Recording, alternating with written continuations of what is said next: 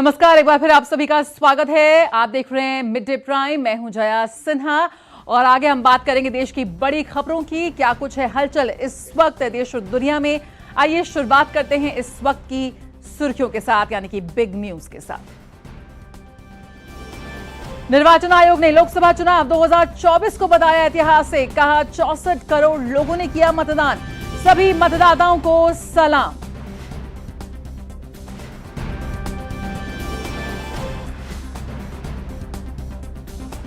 कन्याकुमारी में साधना से निकले नए संकल्प। प्रधानमंत्री ने देशवासियों के नाम लिखा पत्र।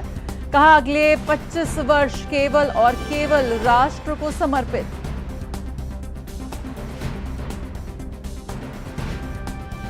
जर्मनी और नाइजीरिया ने लोकसभा चुनाव सफलतापूर्वक संपन्न करने पर भारत के प्रशासन और जनता को दी बधाई। जर्मनी ने कहा भारत की नई सरकार के साथ काम करने और भारत के साथ अपने सहयोग को अगले स्तर तक ले जाने के लिए उत्सुक। वहीं नाइजीरिया ने कहा अपनी 4D विदेश नीति एजेंडे के तहत लोकतंत्र निभाने में भारत के साथ।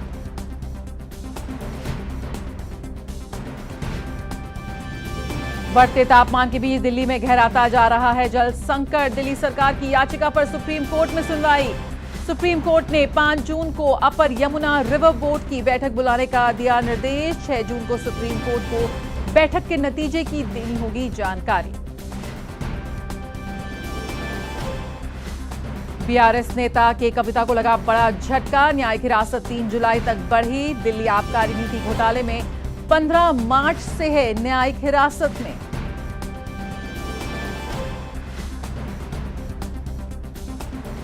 देश के कई राज्यों में गर्मी का सितम जारी। मौसम विभाग ने अगले 3 दिनों में हिमाचल प्रदेश, राजस्थान, मध्य प्रदेश और छत्तीसगढ़ के कुछ हिस्सों में भीषण गर्मी का जताया अनुमान। उधर असम और मणिपुर में बाढ़।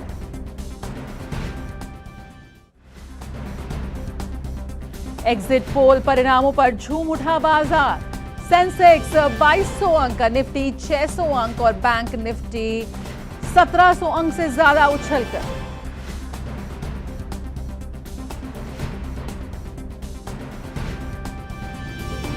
और आईसीसी T20 विश्व कप में नामीबिया ने ओमान को सुपर ओवर में दी शिकस्त। वहीं आज के दूसरे मुकाबले में दक्षिण अफ्रीका के सामने होगी श्रीलंका की मजबूत चुनौती।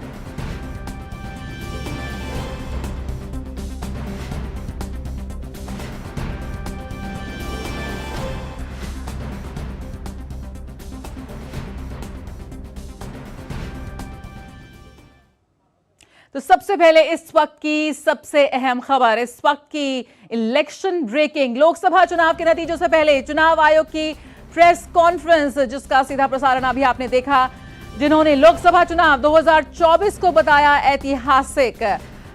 लोकसभा चुनावों के नतीजों से पहले यहां पर इलेक्शन कमीशन की अहम प्रेस कॉन्फ्रेंस, जिसमें उन्होंने बताया कि कैसे भारतीय मतदाताओं ने वोटिंग का बनाया है नया रिकॉर्ड। 64 करोड़ से ज्यादा मतदाताओं ने किया अपने मताधिकार का प्रयोग और इसी के साथ इस चुनाव को ऐतिहासिक और अभूतपूर्व बनाया। आधी आबादी की बात करें तो 31 करोड़ से अधिक महिला मतदाताओं ने किया लोकसभा चुनाव 2024 में मतदान। और साथ ही साथ उन्होंने सभी मतदाताओं को यहां पर साधुवाद दिया, उन्हें सलाम किया कि उन्होंने लोकसभा चुनाव को अपनी भागीदारी से बनाया बेहद ऐतिहासिक। 85 साल से ऊपर के लोगों ने भी रिकॉर्ड मतदान किया और लोकसभा चुनाव की इस प्रक्रिया में बढ़ चढ़कर हिस्सा लिया। तो लोकसभा चुनाव के नतीजों को लेकर इस वक्त उल्टी गिनती शुरू हो चुकी है। 4 जून को सुबह 6 बजे से आप देख सकते हैं सबसे सटीक और विश्वसनीय नतीजे लोकसभा चुनाव 2024 के सिर्फ और सिर्फ डीडी न्यूज पर। और उससे पहले यहां पर चुनाव आयोग की अहम प्रेस कॉन्फ्रेंस हमने की देखी और जिसमें मुख्य चुनाव आयुक्त राजीव कुमार ने लोकसभा चुनाव 2024 को ऐतिहासिक बताया। उन्होंने कहा कि हमने 642 मिलियन मतदाताओं का विश्व रिकॉर्ड बनाया है। ये सभी G7 देशों के मतदाताओं का 1.5 गुना और EU के 27 देशों के मतदाताओं का 2.5 गुना है।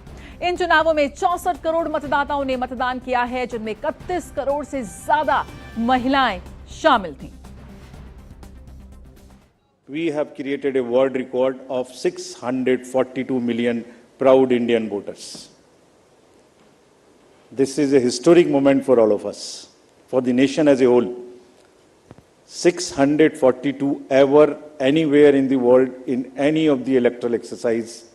That's what is the number of voters. And this is just to give you some small statistics. This is 1.5 times of the voters of all G7 countries. There are 312 million proud women voters. This is also the highest ever in the world. It is larger than the 2019 elections, both the total and the women voters. मुख्य चुनाव आयुक्त ने बताया कि इस बार घर घर जाकर बुजुर्गों का वोट लिया गया। 85 साल से अधिक उम्र के लोगों ने रिकॉर्ड मतदान किया।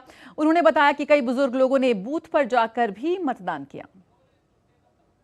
85 plus and PWD voters, we again salute them. We again salute them. It has also not happened ever. उनके घर घर जाके हमने वोट लिया और आपके भी घर में कहीं ना कहीं आसपास में किसी ना किसी बुजुर्ग ने वोट दिया होगा, जिसकी वजह से वो भी हमारे इसमें पार्टिसिपेट कर पाए।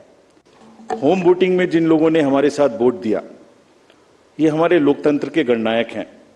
आजादी के पहले का भारत इन्होंने देखा है और पिछले 70 सालों में इन्होंने देश की एक एक चीज में, तरक्की में और कार्य में भाग लिया है।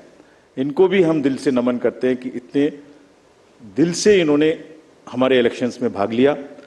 और हमारा तजुर्बा ये कहता है कि जब हमने सबके घर में पर्ची बांटी कि आपको 12D भरना है, लेकिन मेजॉरिटी ने हमसे ये कहा कि हम बूथ पर आना चाहते हैं। मुख्य चुनाव आयुक्त ने जम्मू कश्मीर के ऐतिहासिक आंकड़े भी साझा किए। उन्होंने कहा कि इस बार कश्मीर ने सारे रिकॉर्ड तोड़ दिए। पिछले 4 दशक में सबसे ज्यादा मतदान हुआ है। आप सब पिक्चर्स देख चुके हैं। 58.58% overall turnout and in valley 51.5। हमने जो आंखों में चमक है, जो भविष्य को लेके चमक है, जो डेमोक्रेसी में पार्टिसिपेशन को लेके चमक थी, जो क्राउड थी, जो भीड़ थी, उसमें हमने उसको देखा है। And what has not gone into it. जब हम चुनाव कराने के लिए गए थे मार्च 12-13 में, तो प्रश्न पूछे जा रहे थे हमसे। हर समय प्रश्नों का जवाब देना पड़ता है कि आप साथ साथ क्यों नहीं करा रहे हैं, वो कब कराएंगे। उस समय जवाब दिया था हमने कि कराएंगे, सही समय पे कराएंगे, जरूर कराएंगे और अब कराएंगे। उन्होंने कहा कि आयोग की स्पेशल फोर्स विषम परिस्थितियों में भी मतदान प्रक्रिया को सफल बनाती है। 135 स्पेशल ट्रेन चल रही थी जो फोर्सेस को इधर से उधर लेके जा रही थी। 4 लाख से ऊपर व्हीकल, 1692 से ऊपर की सॉर्टीज जो पोलिंग पार्टीज को अंदर में जंगल में पहाड़ पे लेके जा रही थी। Unsung heroes of our elections and it's a matter of serious research and study कि ये लोग 1.5 करोड़ 50-60 लाख लोग जो बिल्कुल पोलिंग कराते हैं, ये अलग अलग डिपार्टमेंट से आते हैं, आपस में मिल जाते हैं और एक दिन पहले मिलते हैं और अचानक से एक जैसा 10-10.5 लाख बूथ पे एक इलेक्शन प्रोसेस को कंप्लीट कर लेते हैं। लोकसभा चुनाव 2024 के लिए कल यानी कि मंगलवार को वोटों की गिनती की जाएगी और इसी के साथ लोकसभा चुनाव में भाग लेने वाले 8,360 उम्मीदवारों की राजनीतिक किस्मत का फैसला भी सामने आएगा। लोकसभा चुनाव 2024 में देश की कुल 543 लोकसभा सीटों के लिए 7 चरणों में मतदान किया गया। लोकसभा चुनाव के दौरान 4 राज्यों अरुणाचल प्रदेश, सिक्किम, उड़ीसा और आंध्र प्रदेश में विधानसभा चुनाव भी हुए, जिसमें से 2 राज्यों के परिणाम रविवार को आ गए। बाकी 2 विधानसभा चुनाव की मतगणना लोकसभा चुनाव के साथ ही 4 जून को की जाएगी। देश के 28 राज्यों और 8 संघ शासित प्रदेशों में आम चुनाव की शुरुआत 19 अप्रैल से हुई थी और 1 जून को अंतिम चरण के तहत किए गए मतदान के साथ ही आम चुनाव की मतदान प्रक्रिया संपन्न हुई। भारत दुनिया का सबसे बड़ा लोकतंत्र माना जाता है। ऐसे में चुनाव आयोग ने होम वोटिंग समेत कई नई पहलों की भी शुरुआत की ताकि दुनिया के सबसे बड़े चुनावी मैराथन में अधिक से अधिक मतदाता बढ़ चढ़कर भाग ले। चुनाव आयोग पूरे जोर शोर से मतगणना की तैयारियों में जुट गया है। पर्यवेक्षकों और मतगणना दलों को परिपत्र बांटे जा चुके हैं।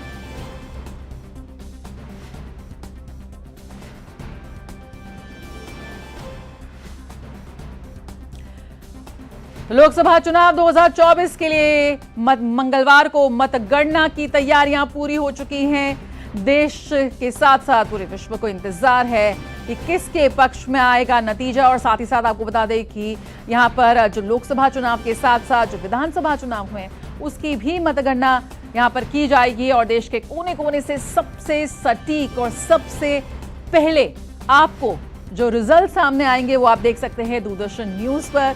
विशाल बैरिस्टो हमारे साथ इस वक्त जुड़ रहे हैं, जयपुर में मौजूद हैं। आइए सीधे रुक करते हैं जयपुर का, किस तरह से यहाँ पर की जा रही है मतगणना की तैयारी और क्या कुछ इस वक्त तस्वीरें हैं वो हम आपको साझा करना चाहेंगे। विशाल, भीषण गर्मी में यहाँ पर वोटिंग हुई और उसी भीषण गर्मी में मतगणना की जा रही है, इंतजार सभी को है। क्या कुछ लास्ट मिनट तैयारियां आप देख रहे हैं इस वक्त?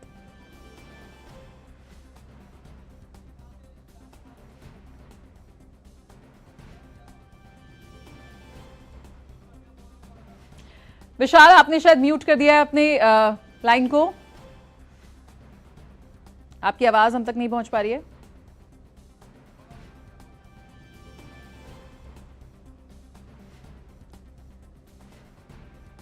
विशाल की आवाज हम तक नहीं पहुंच पा रही है।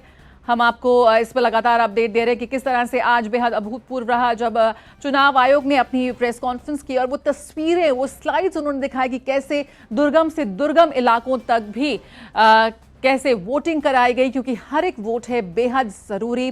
दुर्गम इलाकों में, संवेदनशील इलाकों में कई ऐसे गांव रहे जहां पर आजादी कितने वर्षों के बाद पहली बार वोटिंग हुई है और ये मुमकिन हो पाया है हमारे देश के नागरिकों के अभूतपूर्व भागीदारी के बदौलत है। आपको अपडेट हम आगे लगातार देंगे। यहाँ पर बात कर लेते हैं बिहार के मुख्यमंत्री और जेडीयू नेता नीतीश कुमार प्रधानमंत्री नरेंद्र मोदी से मुलाकात के बाद 7 लोक कल्याण मार्ग से रवाना हुए। प्रधानमंत्री नरेंद्र मोदी के साथ उनकी किस विषय पर बातचीत हुई, इस बारे में मीडिया को बिना कुछ बताए वो वहां से निकल गए। लगातार यहाँ पर मुलाकातों का दौर जारी है, लेकिन अभी फिलहाल मीडिया को कोई डिटेल्स यहाँ पर नहीं दिए गए।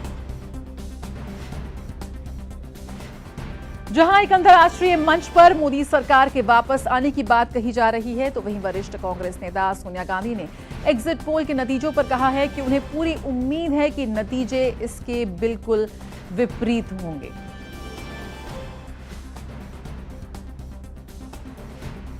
और सपा प्रमुख अखिलेश यादव ने एग्जिट पोल के बाद पहली बार प्रेस वार्ता की। उन्होंने कहा कि एग्जिट पोल बस माहौल बनाने का एक तरीका है। भाजपा विपक्ष को डरा रही है और उनकी यही राजनीति का तरीका है। जो लोग उनके समय समय पे बूथ मैनेजमेंट का काम कर रहे हैं, वही एग्जिट पोल मैनेजमेंट के लिए आए हैं। वो माहौल बना रहे हैं, विपक्ष के लोगों को डराना चाहते हैं। ये राजनीति इनकी पहले से रही है और इसी तरह करते आए हैं, लेकिन इस बार जनता भी तैयार है और इस देश का नौजवान से लेकर के हर वर्ग के लोग तैयार हैं कि उन्हें अपने मतदान किए हुए की रक्षा करनी है। और भाजपा के आईटी सेल के प्रमुख अमित मालवीय पश्चिम बंगाल की स्थिति पर सोशल मीडिया प्लेटफॉर्म एक्स पर उन्होंने एक पोस्ट किया है।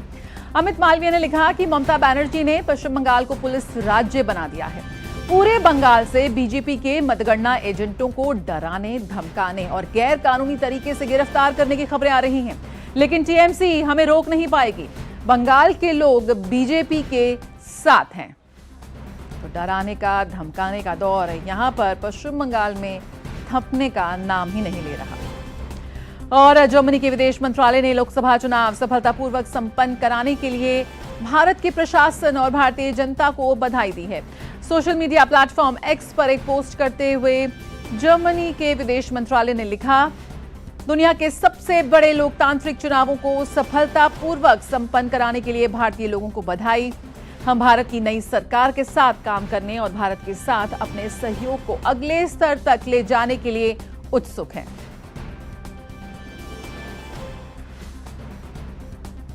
और नाइजीरिया ने भी दुनिया के सबसे बड़े लोकतंत्र में ऐतिहासिक चुनावों के सफलतापूर्वक संपन्न होने पर भारत को बधाई दी है।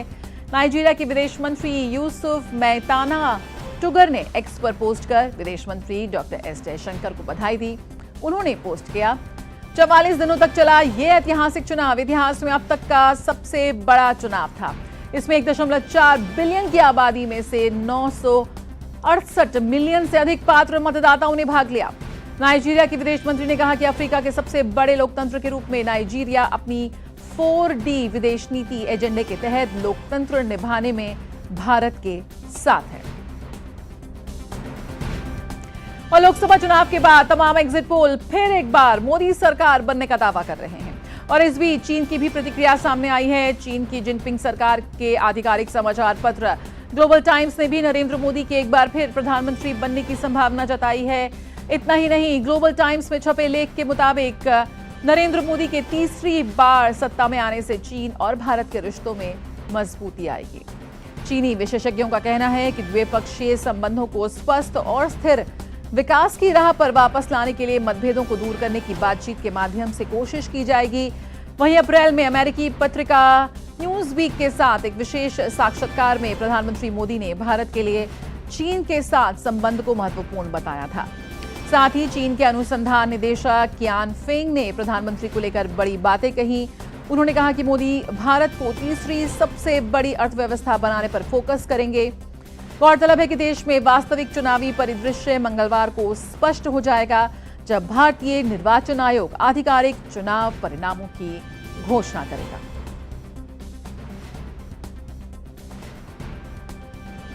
तो कल है देश का बड़ा दिन। रुकेंगे एक छोटे से ब्रेक के लिए। आप देखते रहिए मिड डे प्राइम।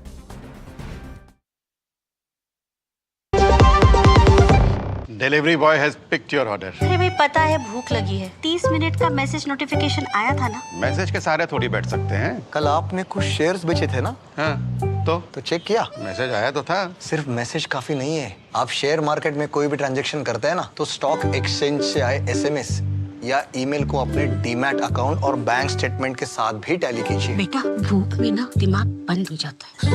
सोच कर समझ कर इन्वेस्ट कर। बात जब पीढ़ियों के लिए बनने वाले घर की हो तो जिम्मेदारी बड़ी हो जाती है। गैलेंट समझता है ये जिम्मेदारी। अब डबल एम रिब्स के साथ गैलेंट एडवांस TMT रीबार निर्माण का real hero. Here gravity and physics don't call the shots and sound travels slower than you. This is a different kind of place.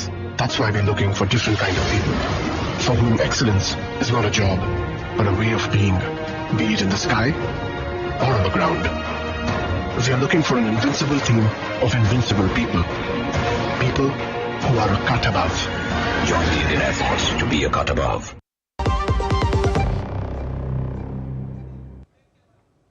Break के बाद स्वागत है। तो इस वक्त सभी की निगाहें टिकी हुई हैं मतगणना पर। कल सुबह 6 बजे से आप देख सकते हैं DD न्यूज पर विशेष प्रसारण, और 8 बजे से पूरी वोटिंग जो प्रक्रिया है उसकी शुरुआत हो जाएगी। आपको बता दें कि कर्नाटक विधान परिषद की 17 सीटों पर 2 चरणों में मतदान होना है। पहले चरण की 6 सीटों के लिए मतदान आज शुरू हो चुका है। दूसरे चरण में 11 सीटों पर 13 जून को मतदान होगा। आपको बता दें कि पहले चरण के लिए कुल 78 उम्मीदवार मैदान में हैं। कांग्रेस ने सभी 6 सीटों पर अपने उम्मीदवार उतारे हैं। वहीं भाजपा ने 4 और जेडीएस ने 2 सीटों पर उम्मीदवार उतारे हैं।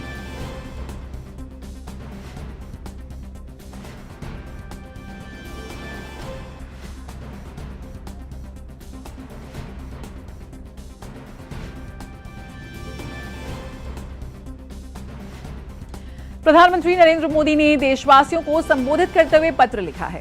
ये पत्र पीएम ने 1 जून को कन्याकुमारी में 45 घंटे की अपनी साधना के पश्चात दिल्ली वापस लौटते हुए हवाई जहाज में लिखा। प्रधानमंत्री ने पत्र के माध्यम से संदेश दिया कि कन्याकुमारी में साधना से नए संकल्प निकले हैं। उन्होंने पत्र में लिखा है कि लोकतंत्र की जननी में लोकतंत्र के सबसे बड़े महापर्व का एक पड़ाव 1 जून को पूरा हो गया। 24 के इस चुनाव में कितने ही सुखद संयोग बने। प्रधानमंत्री ने लिखा कि अमृतकाल के इस प्रथम लोकसभा चुनाव में मैंने प्रचार अभियान 1857 के प्रथम स्वतंत्रता संग्राम के प्रेरणा स्थली मेरठ से शुरू किया। मां भारती की परिक्रमा करते हुए इस चुनाव की मेरी आखिरी सभा पंजाब के होशियारपुर में हुई। प्रधानमंत्री ने अपने पत्र में कोरोना काल का भी जिक्र किया। उन्होंने लिखा कि जब गरीब और विकासशील देशों को लेकर आशंकाएं व्यक्त की जा रही थीं, लेकिन भारत के सफल प्रयासों से तमाम देशों को हौसला भी मिला और सहयोग भी मिला। पत्र में पीएम ने देश के गवर्नेंस मॉडल का भी जिक्र किया। पीएम ने लिखा, आज भारत का गवर्नेंस मॉडल दुनिया भर के कई देशों के लिए मिसाल बन गया है। सिर्फ 10 साल में 25 करोड़ लोगों को गरीबी से ऊपर उठाना अभूतपूर्व है।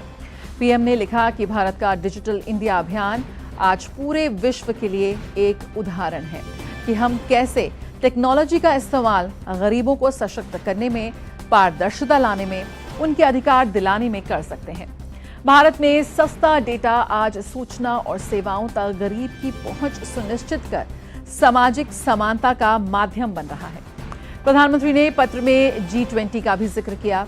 पीएम ने लिखा कि G20 की सफलता के बाद से विश्व भारत की भूमिका को और अधिक मुखर होकर स्वीकार कर रहा है।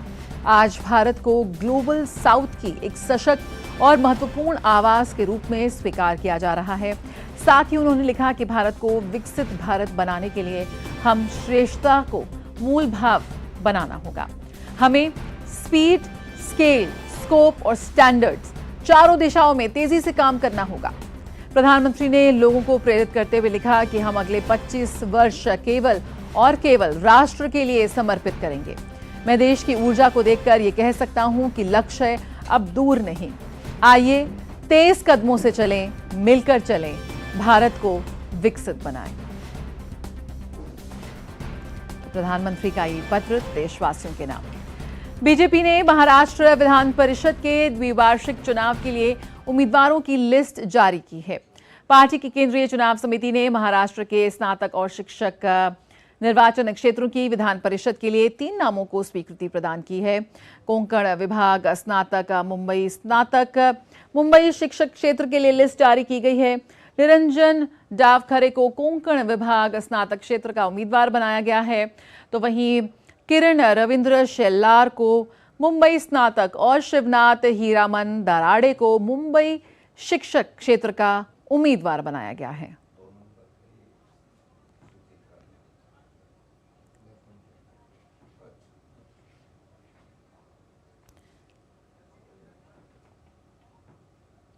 तो महाराष्ट्र विधान परिषद चुनाव के लिए यहां पर भाजपा की ओर से लिस्ट जारी की गई है।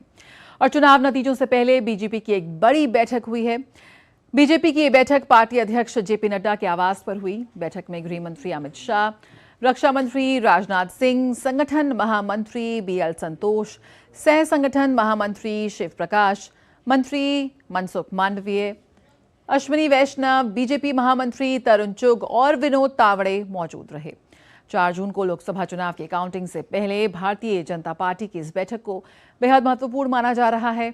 माना जा रहा है कि आगे की वे रणनीति के लिए इस बैठक में विचार हुआ।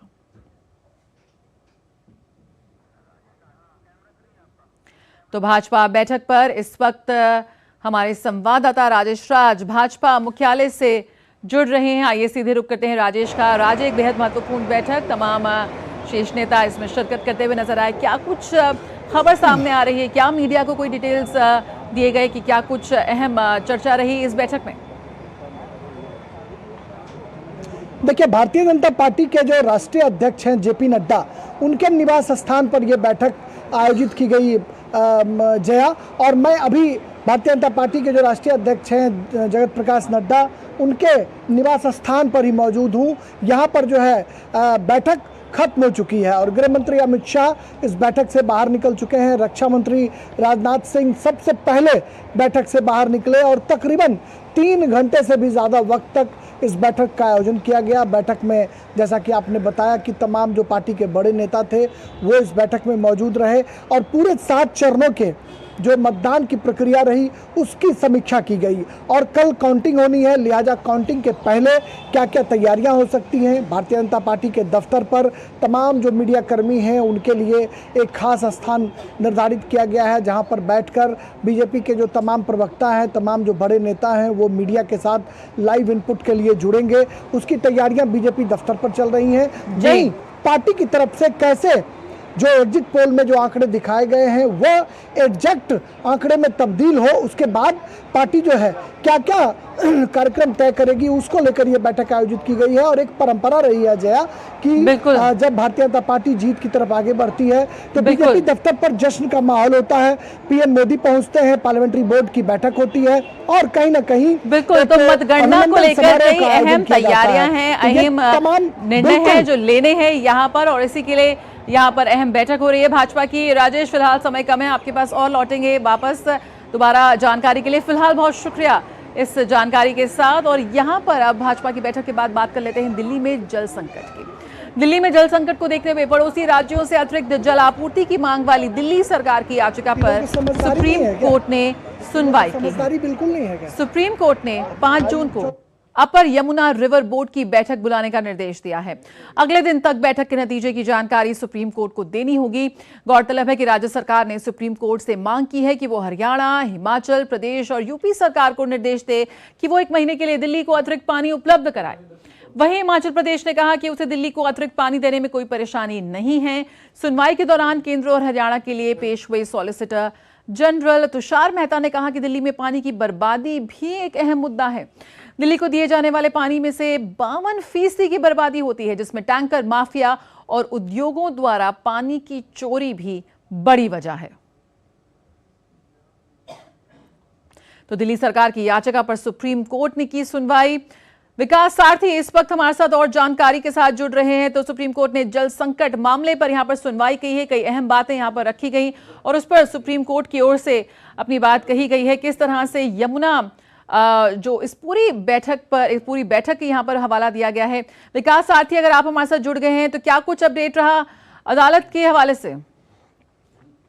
जी जय, अपर यमुना रिवर बोर्ड एक बॉडी है जो इस तरह की चीजों पर फैसले लेती है और इसकी हम बात करें तो इसमें दिल्ली, हरियाणा, उत्तराखंड, हिमाचल प्रदेश, ये सभी राज्य इसमें शामिल हैं। सुप्रीम कोर्ट ने ये कहा है कि ये जो बोर्ड है ये 5 तारीख को एक बैठक करे जिसमें इस बात पर चर्चा हो कि दिल्ली को कितने पानी की जरूरत है, कितना पानी रिलीज किया जाए और कितने कितने समय पर किया जाए, क्या पर्याप्त पानी उपलब्ध है, क्योंकि हरियाणा को कुछ आपत्ति है वाटर शेयरिंग को लेकर के। हिमाचल ने कहा कि उसको कोई समस्या नहीं है अगर कुछ दिनों के लिए अतिरिक्त पानी की मांग की जाती है, लेकिन हरियाणा के कुछ रिजर्वेशन है। तो ये बोर्ड में बैठक होगी, उसके बाद ये स्पष्ट हो पाएगा कि कितना अतिरिक्त पानी दिल्ली को मिल सकता है आने वाले दिनों में। हालांकि जैसा आपने भी अभी बताया कि सॉलिसिटर जनरल ने यह कहा कि दिल्ली को कुछ चीजों में अपने जो पूरी प्रणाली है उसमें सुधार की जरूरत है, क्योंकि बहुत बड़ा हिस्सा, आधे से ज्यादा हिस्सा 52% वेस्टेज में चला जाता है। उसकी कई वजह हैं, इनको भी दुरुस्त किया जाए। जहां तक वाटर सप्लाई की बात है, अतिरिक्त पानी देने की बात है यमुना के जरिए, उस पर बोर्ड अपनी जो भी बैठक के बाद सहमति जो भी बनेगी उससे सुप्रीम कोर्ट को अवगत करा दिया जाएगा। हालांकि समय समय पर बोर्ड की बैठक यूं भी होती है, लेकिन दिल्ली सरकार ने यह कहा कि काफी समय से बैठक नहीं हुई है और हमारे ऊपर जिस तरह का भी संकट है दिल्ली में, उसको देखते हुए सुप्रीम कोर्ट इसमें इंटरवीन करे, जिसके लिए सुप्रीम कोर्ट तैयार हो गया। बिल्कुल, तो दिल्ली सरकार की याचिका पर सुप्रीम कोर्ट में यहां पर सुनवाई, लेकिन एक अहम बहुत महत्वपूर्ण बात निकली कि जो पानी की बर्बादी है उस पर यहां पर कदम उठाने की बहुत सख्त जरूरत है। बहुत शुक्रिया विकास सारथी फिलहाल इस जानकारी के साथ जुड़ने के लिए। तो जो पानी मिलता है दिल्ली को उसमें से करीब 52% ये आंकड़ा सामने आया है, जो एक बहुत बड़ा आंकड़ा है और ये पानी बर्बाद हो रहा है। इस पर यहाँ पर बहुत गंभीरता से गौर करने की जरूरत है प्रशासन को। आइए अब बात कर लेते हैं मौसम की। मौसम विभाग ने अगले 3 दिनों में पश्चिमोत्तर, मध्य और पूर्वी भारत में भीषण गर्मी में कमी आने का अनुमान व्यक्त किया है। मौसम विभाग ने कहा कि हिमाचल प्रदेश, राजस्थान, मध्य प्रदेश और छत्तीसगढ़ के कुछ हिस्सों में भीषण गर्मी की स्थिति बनी रहेगी। भीषण गर्मी की स्थिति इस महीने की 4 तारीख तक जम्मू कश्मीर, लद्दाख, पंजाब, हरियाणा, चंडीगढ़, दिल्ली, उत्तर प्रदेश और उड़ीसा में भी रहेगी। मौसम विभाग ने देश के शेष हिस्सों में अधिकतम तापमान में कोई बड़ा बदलाव नहीं आने का अनुमान यहां पर व्यक्त किया। और जहां एक और उत्तर भारत में लोग भीषण गर्मी से परेशान हैं, वहीं अगर हम बात करें गुवाहाटी की, तो गुवाहाटी समेत असम के कई हिस्सों की अगर हम बात करें तो वहां पर तेज बारिश हो रही है। बारिश के कारण असम के 13 जिलों में बाढ़ आ गई है, जिसके कारण कुल 564 गांव प्रभावित हो गए हैं। मौसम में बदलाव के साथ असम में जहां तापमान में कमी दर्ज की गई है और लोगों को गर्मी से राहत मिली है, वहीं बाढ़ ने विकराल रूप धारण कर लिया है। 1 जून को चक्रवात रेमल और भूस्खलन के बाद राज्य में लगातार बारिश के कारण 8 लोगों की मौत हुई है। 28 मई से अब तक बाढ़ और बारिश से कुल 14 लोगों की मृत्यु हो चुकी है, वहीं 2 लोग लापता हैं। राज्य में कोपिली, बराक और कुशियारा नदियां खतरे के निशान से ऊपर बह रही हैं। असम और अन्य पड़ोसी राज्यों के कई हिस्सों में लगातार बारिश के बाद ब्रह्मपुत्र नदी का जल स्तर भी बढ़ रहा है। बाढ़ से प्रभावित 13 जिलों में हैलाकांडी, करीमगंज, होजई, धेमाजी, कामरूप, डिब्रूगढ़, नागांव, मोरीगांव, कछार, दक्षिण सलमारा, कार्बी आंगलोंग, पश्चिम गोलाघाट और दीमा हसाओ शामिल हैं। इनमें नागांव सबसे अधिक प्रभावित हुआ है, जहां 3 लाख से अधिक लोग प्रभावित हुए हैं। इसके बाद कछार है, जहां प्रभावित व्यक्तियों की संख्या 1 लाख से अधिक है। 4,931 हेक्टेयर फसल क्षेत्र बाढ़ के पानी में डूब गया है। प्रशासन ने 275 राहत शिविर और वितरण केंद्र स्थापित किए हैं, जहां 39,269 लोग शरण ले रहे हैं। बाढ़ के पानी से राज्य के कई जिलों में 103 सड़कें क्षतिग्रस्त हुई हैं। इस बीच प्रधानमंत्री नरेंद्र मोदी ने असम, मणिपुर, मेघालय, मिजोरम, त्रिपुरा में चक्रवात रेमल के बाद प्राकृतिक आपदाओं के कारण प्रत्येक मृतक के परिजनों को 2 लाख रुपयों और घायलों को 50,000 की राहत राशि देने की घोषणा की है।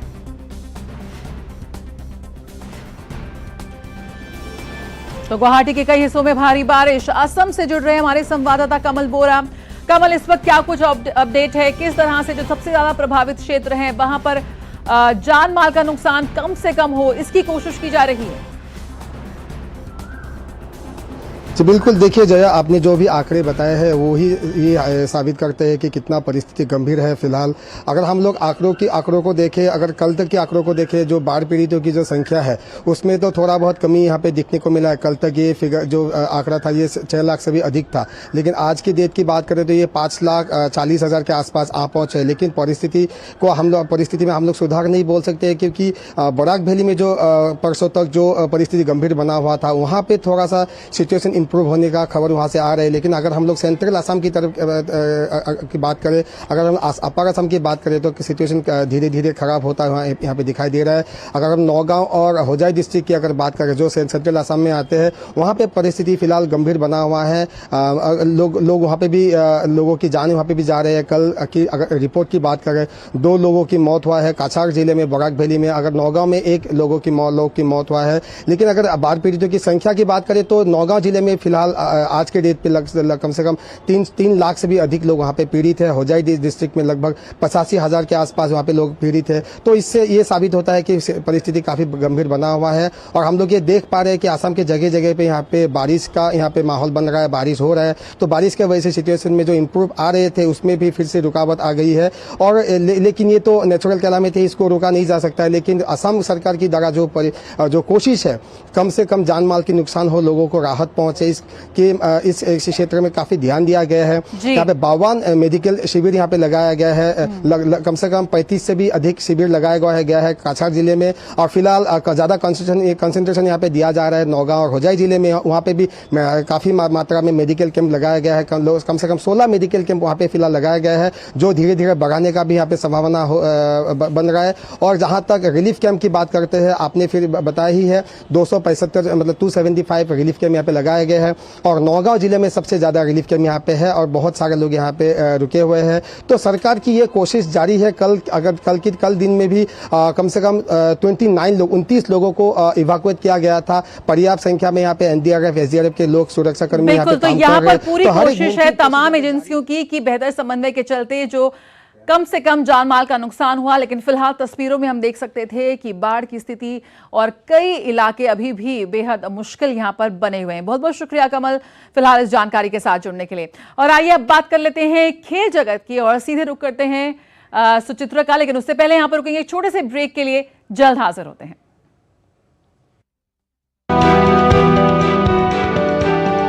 चुनावी माहौल क्या चल रहा है मनोज? किसकी सरकार बन रही है? ये इस बार मुझे लग रहा है मोदी जी हैट्रिक बना रहे हैं। पर मुझे तो लगता है गठबंधन की बन सकती है। हाँ, हो सकता है। देखो अब ये तो 4 जून को ही पता चलेगा हमें कि भाई कौन जीतेगा। सही कह रहे हो तुम। कहाँ देखें चुनाव के नतीजे? देखिए सबसे सटीक, सबसे भरोसेमंद नतीजे 4 जून को सिर्फ डीडी न्यूज पर।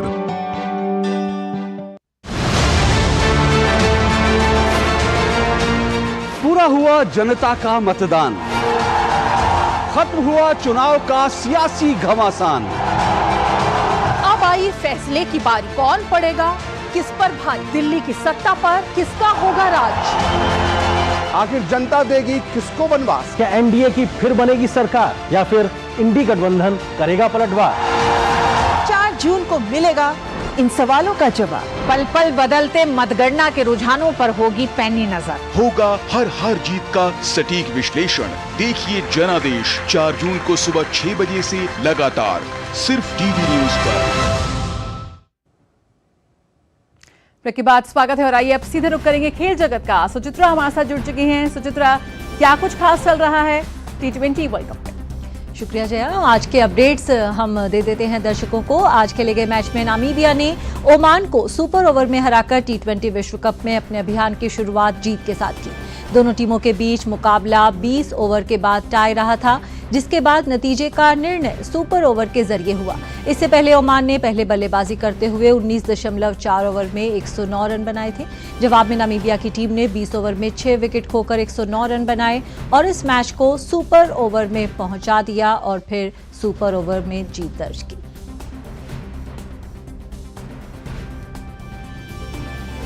वहीं आज शाम होने वाले दूसरे मैच में श्रीलंका और दक्षिण अफ्रीका की टीम मैदान पर उतरेंगी। दोनों ही टीमें विश्व कप में अपने अभियान का आगाज जीत के साथ करना चाहेंगी। T20 फॉर्मेट में दक्षिण अफ्रीका का पलड़ा भारी है। दोनों टीमें T20 विश्व कप के इतिहास में कुल 4 बार भिड़ी हैं, जिसमें 3 मैच दक्षिण अफ्रीका ने जीते हैं। वहीं 2021 के बाद से इन दोनों टीमों के बीच कुल 4 T20 मुकाबले खेले गए हैं, जिसमें चारों मैच दक्षिण अफ्रीका ने जीते हैं।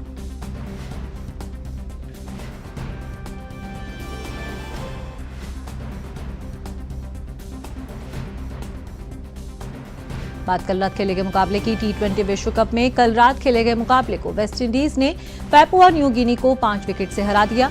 मैच में टॉस हारकर पहले बल्लेबाजी करने उतरी PNG ने सेसेबाऊ की अर्धशतकीय पारी की बदौलत 20 ओवर में 8 विकेट खोकर 136 रन बनाए थे। वहीं लक्ष्य का पीछा करने उतरी वेस्टइंडीज ने 19 ओवर में 5 विकेट खोकर 137 रन के साथ ही मैच अपने नाम कर लिया।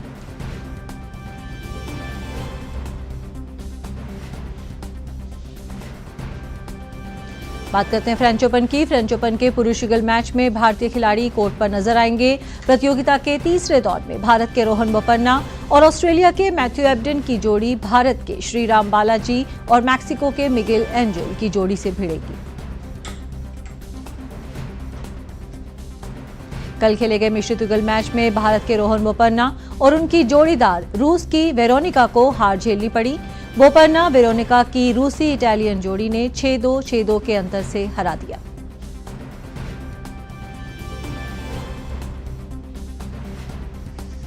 इटली के युवा टेनिस स्टार यानिक सिनर ने फ्रेंच ओपन के क्वार्टर फाइनल में प्रवेश कर लिया है। सिनर को चौथे राउंड में जीत के लिए काफी मेहनत करनी पड़ी। उन्होंने फ्रांस के कोरेंटिन को 4 सेट में हराकर क्वार्टर फाइनल में प्रवेश किया।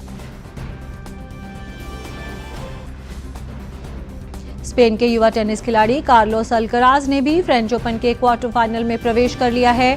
चौथे दौर के मैच में अल्कराज ने कनाडा के फेलिक्स ऑगर को 6-3, 6-3, 6-1 से हराकर अंतिम 8 में प्रवेश किया।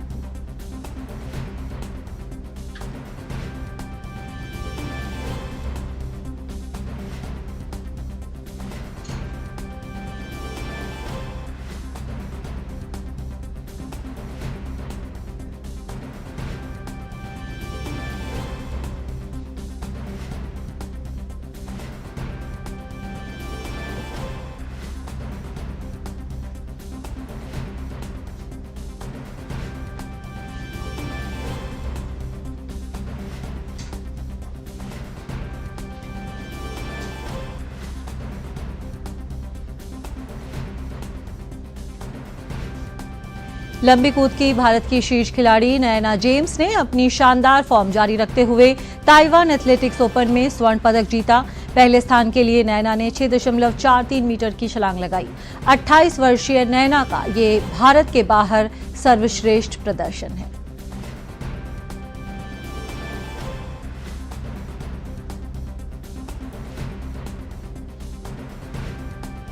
तो खेल की खबरों में फिलहाल इतना ही। वापस चलते हैं जया के पास।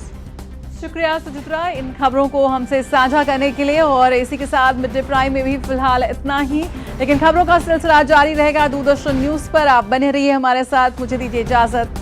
नमस्कार।